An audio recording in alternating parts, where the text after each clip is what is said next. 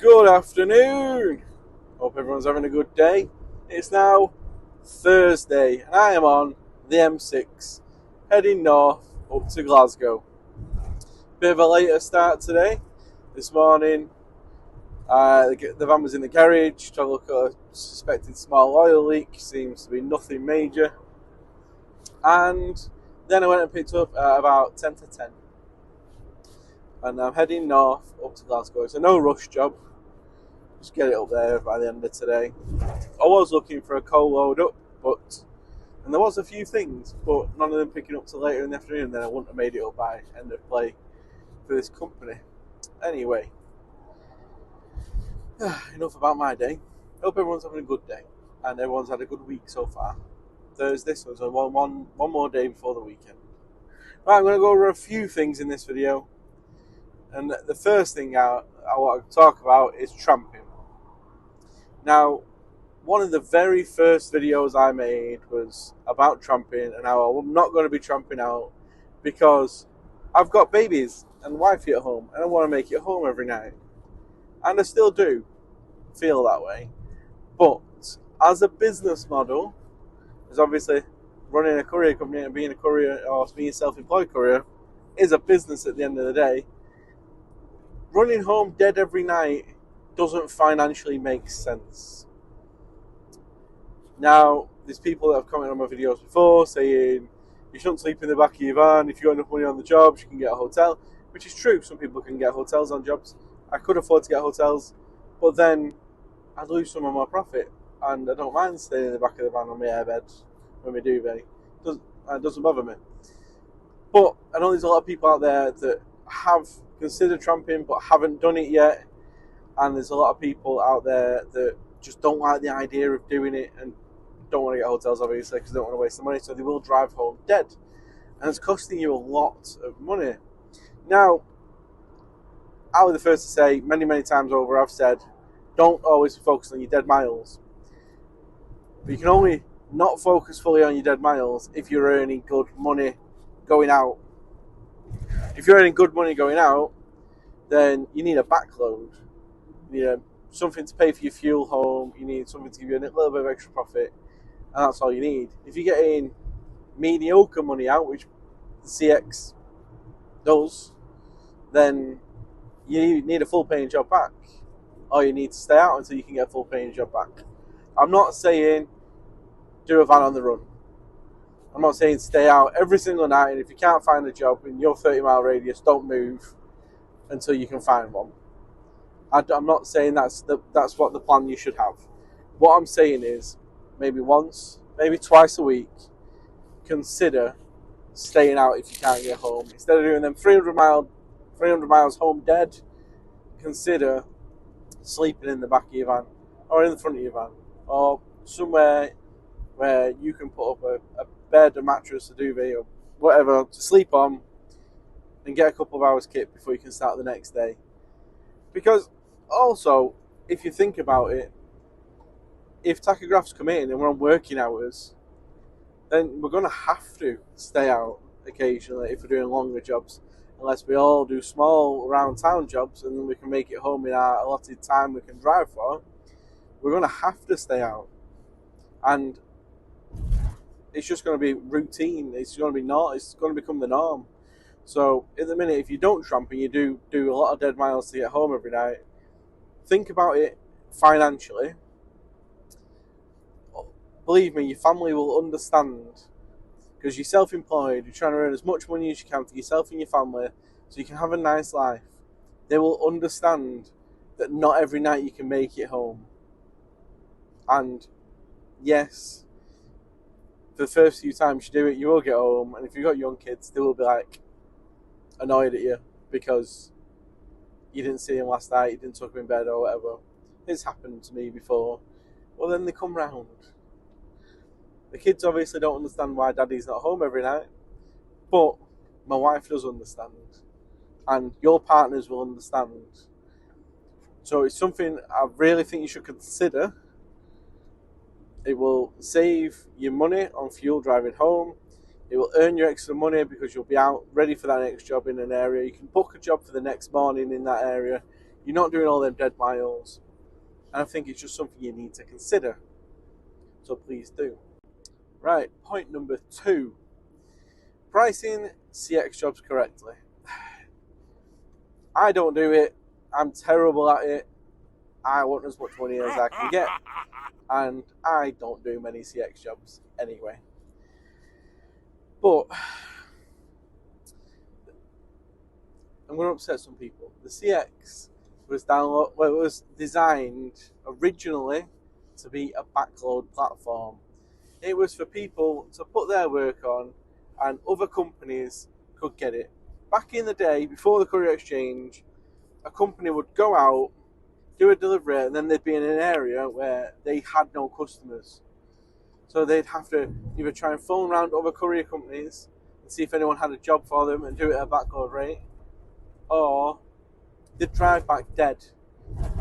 And that's a money loser because you're still paying a driver's wage, still paying for the fuel. So the CX came in as a backload platform. I'm going to drive down to London. This courier company in London's got a job. Then it's going back to Manchester. They want to make some money on it. I'm going back to Manchester anyway. I'll be caught on it cheap. Backload platform. But over the years, it's become a lot of people's livelihoods. A lot of people run solely off the CX. And I wouldn't say they run at backload prices. The price has increased. A lot of people still aren't happy with how much they get paid off the CX, but they're not backload prices. But I think if you're coming into the mindset that you're going to join the CX and you're going to be able to charge the same amount you could charge your direct customer, which I've come across a lot of people that think that way, then it's a mistake. Like, you could go out and charge your direct customer, let's say, £1.50 a mile for whatever size. But on the CX, that van will be going from £1 to £1.10, £1.20 maximum.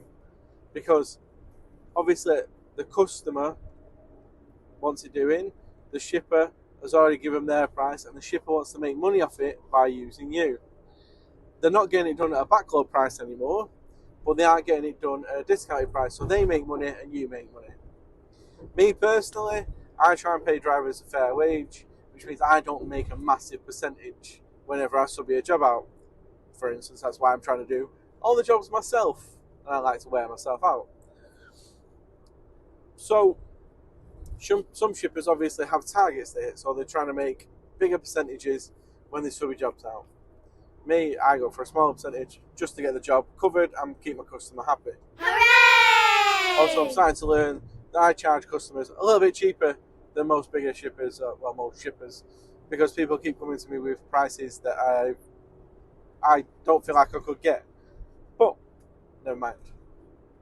So all I'm trying to say is, when you are bidding on the Courier Exchange and you see that long wheelbase job from Manchester to London, you're not going to get, like, as if it was your direct customer, you're not going to get like 300 quid to do it.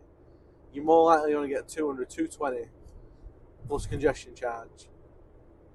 And I think people, if they bid properly, not too low, I don't want anyone to bid too low, but if you're doing a backload, if you're on your way home and you can go a bit lower, do it. I'm not going to say don't do it. But if you're trying to get your first job out, I don't want you to bid too low, but I also think you need to bid reasonably. I'm trying to not bid what you think you could get from a customer, not bid what you think that shipper's getting paid, because they're not going to use you. There's thousands and thousands of drivers on the Courier Exchange, and there's thousands of drivers on the Courier Exchange which will bid cheap to get home. There's thousands of drivers on the Courier Exchange who are bidding too high and are struggling to find work because that's their first job of the day, or they want to make all the money off that job, or they think they should be getting the same as the shipper. It doesn't work like that. And I'm sorry to say it, but I still class the Courier Exchange as a backload site, as I believe a lot of people do. And I say that, But I don't pay people backload money, and I don't try and get jobs for backload money. I always try and go higher, and then eventually I will drop down. But I don't take my own advice on that one. Basically, I'm terrible for it. But I think people need to price correctly if they're going to carry on getting as much work as they can. Because if they start pricing it too high, they're not going to get the work. If the price is too low, it's either going to look dodgy and they won't get the work until it looks like co-loading, or they'll get all the work but they won't make any profit and they'll run themselves into the ground. I hope that helps. Right, point number 3. Now, this goes along a little bit with the last one about pricing, but this is how to price a wait and return. This is how I do it. This is how I know a lot of people do it. And if you're new to the industry, you don't really know what you're doing. So, no offence, obviously. So personally, if I'm quoting on a wait and return job, I will quote full price for the delivery. I will quote a backload rate for the return, because obviously if you're doing a wait and return, it tends to be going from somewhere you want to be and somewhere you want to come back to, like your home location. It's a job out and a job back. Full price, discounted price back, and always say what you want for your waiting time per hour, because you never know how long the waiting time is actually going to be. I've done jobs before where I've offloaded and been instantly reloaded and there's no waiting time. It's just full charge there, backload back. And I've been to jobs before where I've delivered and I've had to sit there for 6 hours for that return. And I've charged for the 6 hours I've been sat there. And that 6 hours actually was more money than the return. But that's just how it works. So if you're going to quote a job on the CX for a wait and return, I would recommend quoting full price up, a discounted price back, and leaving the notes.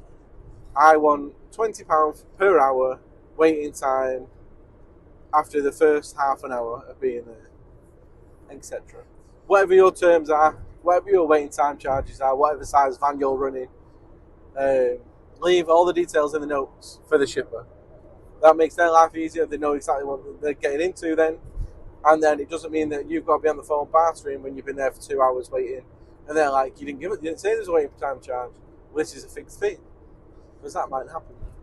So yeah, that's my opinion anyway. I know a lot of people will be thinking they want to charge full price there, full price back, and waiting time in the middle.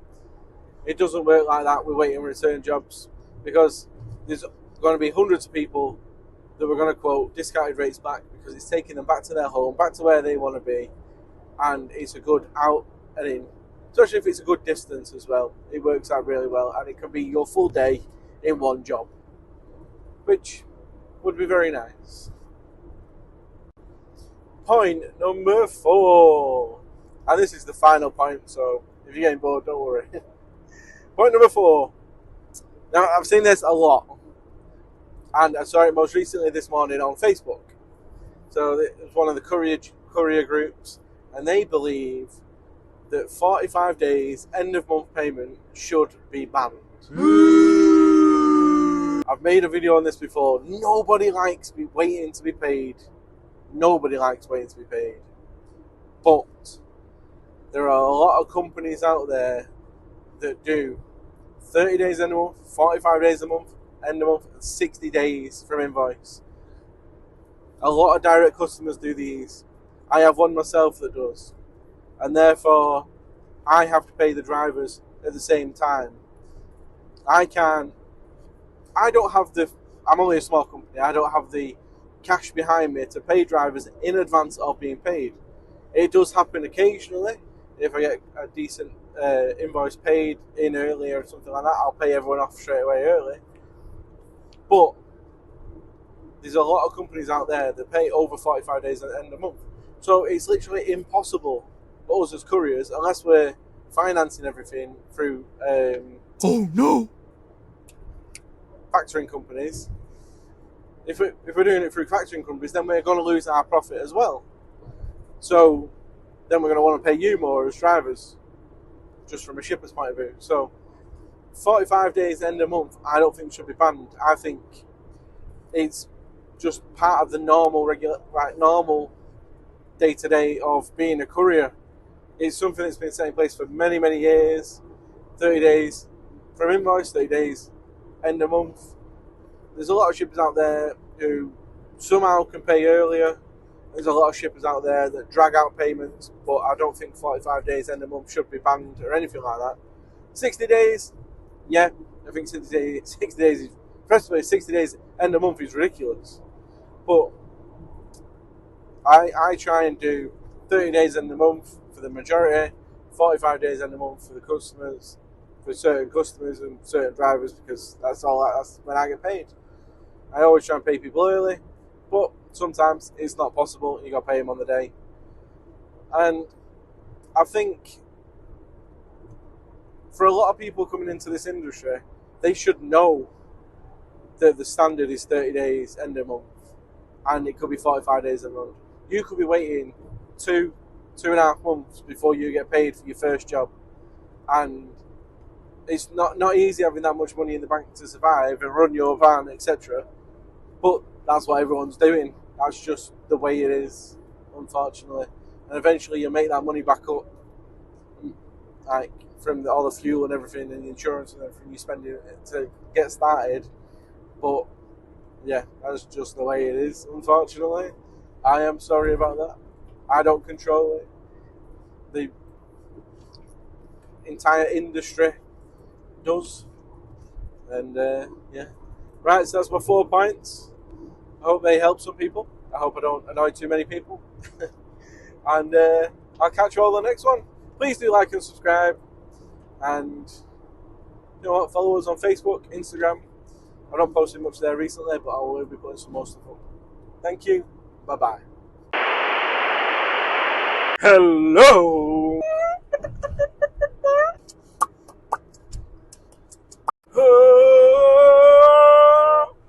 Stop it.